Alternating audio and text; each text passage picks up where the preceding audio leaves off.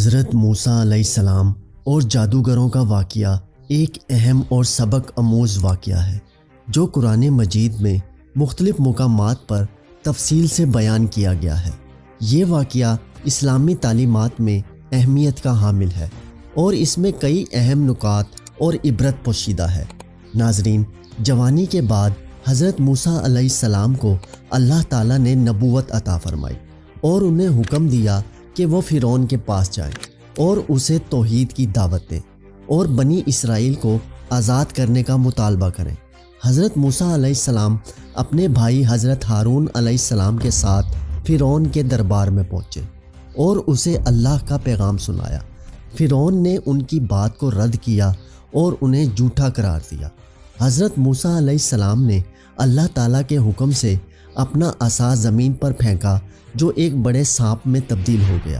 یہ ایک واضح معجزہ تھا جو حضرت موسیٰ علیہ السلام کی نبوت کی تصدیق کرتا تھا، لیکن فرعون نے اسے جادو قرار دیا اور اپنے دربار کے ماہر جادوگروں کو بلانے کا حکم دیا تاکہ وہ حضرت موسیٰ علیہ السلام کا مقابلہ کر سکیں۔ فرعون نے شہر بھر کے جادوگروں کو اکٹھا کیا اور ایک بڑے مقابلے کا اہتمام کیا۔ اس دن پورے شہر میں اس مقابلے کی تشہیر کی گئی تاکہ عوام بھی اس کا مشاہدہ کر سکیں۔ جادوگر فرعون کے حکم پر دربار میں جمع ہوئے اور انہوں نے حضرت موسیٰ علیہ السلام کے ساتھ مقابلہ کرنے کی تیاری کی۔ قرآن مجید کے مطابق فرعون نے جادوگروں کو حکم دیا کہ وہ اپنی تمام جادوئی طاقتوں کا استعمال کریں اور حضرت موسیٰ علیہ السلام کو شکست دیں۔ جادوگروں نے اپنی رسیاں اور لاٹھیاں زمین پر پھینک دی اور ان پر جادو کیا جس سے وہ سانپوں کی شکل میں ظاہر ہو گئے۔ یہ منظر دیکھ کر لوگوں میں خوف و ہراس پھیل گیا۔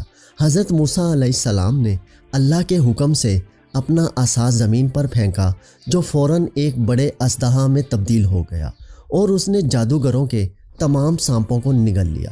یہ دیکھ کر جادوگر حیرت زدہ رہ گئے کیونکہ وہ جانتے تھے کہ ان کا جادو صرف ایک دھوکہ تھا، جبکہ حضرت موسیٰ علیہ السلام کا عصا واقعی اللہ کی قدرت کا ایک معجزہ تھا۔ جب جادوگروں نے حضرت موسیٰ علیہ السلام کا معجزہ دیکھا تو وہ فوراً سجدے میں گر پڑے اور کہنے لگے، ہم موسیٰ اور ہارون کے رب پر ایمان لے آئے۔ یہ جملہ ان کے دل کی گہرائیوں سے نکلا اور انہوں نے اپنی جان کی پرواہ کیے بغیر حق کو قبول کر لیا۔ جادوگروں نے یہ سمجھ لیا تھا کہ حضرت موسیٰ علیہ السلام اللہ کے سچے نبی ہیں اور ان کا معجزہ اللہ کی طرف سے ہے۔ فرعون جادوگروں کے اس عمل پر سخت غضبناک ہوا اور انہیں دھمکی دی کہ وہ ان کے ہاتھ اور پاؤں مخالف سمتوں سے کاٹ دے گا اور انہیں سولی پر چڑھا دے گا۔ فرعون کا غصہ اس لیے بھی بڑھ گیا تھا کیونکہ جادوگر اس کے درباری تھے اور ان کا ایمان لانا اس کے لیے بڑی شکست تھی، لیکن جادوگر ایمان پر ثابت قدم رہے اور انہوں نے کہا، تو جو چاہے حکم دے، ہم تو اپنے رب کی طرف لوٹنے والے ہیں۔ یہ جملہ ان کے مضبوط ایمان اور اللہ پر بھروسے کی علامت تھا۔ انہوں نے فرعون کے ظلم کے سامنے جھکنے سے انکار کر دیا اور اپنے ایمان پر قائم رہے، چاہے اس کی کوئی بھی قیمت چکانی پڑے۔ بادشاہ نے ان سب اہل ایمان کو جو حضرت موسیٰ علیہ السلام پر ایمان لانے سے قبل جادوگری سے وابستہ تھے، ان کے ہاتھ پاؤں کٹوا کر سولی پر لٹکا دیا۔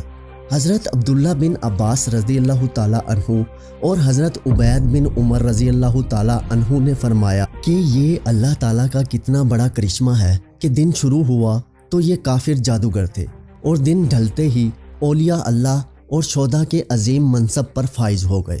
مقابلے سے پہلے میدان میں حضرت موسیٰ اور حضرت ہارون علیہ السلام کے علاوہ کوئی اور مسلمان نہیں تھا، لیکن جادوگروں کے ایمان لانے کے بعد 6 لاکھ افراد مسلمان ہو گئے اور یہ ایک بڑی طاقت بن گئے۔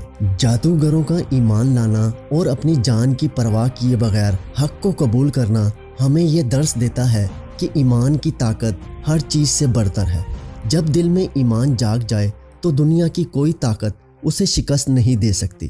حضرت موسیٰ علیہ السلام کا فرعون جیسے ظالم بادشاہ کے سامنے ڈٹ کر کھڑا ہونا اس بات کا ثبوت ہے کہ جب اللہ کی مدد شامل حال ہو تو کوئی بھی دشمن نقصان نہیں پہنچا سکتا۔ فرعون کا انکار اور جادوگروں کا ایمان لانا یہ ظاہر کرتا ہے کہ اللہ کے پیغام کو قبول کرنا اور رد کرنا انسان کی اپنی ذمہ داری ہے۔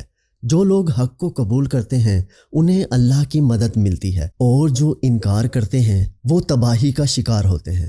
حضرت موسیٰ علیہ السلام اور جادوگروں کا یہ واقعہ ایک عظیم سبق آموز داستان ہے، جس سے ہمیں توحید کی اہمیت، ایمان کی طاقت اور اللہ کے نبیوں کی عظمت کا پتہ چلتا ہے۔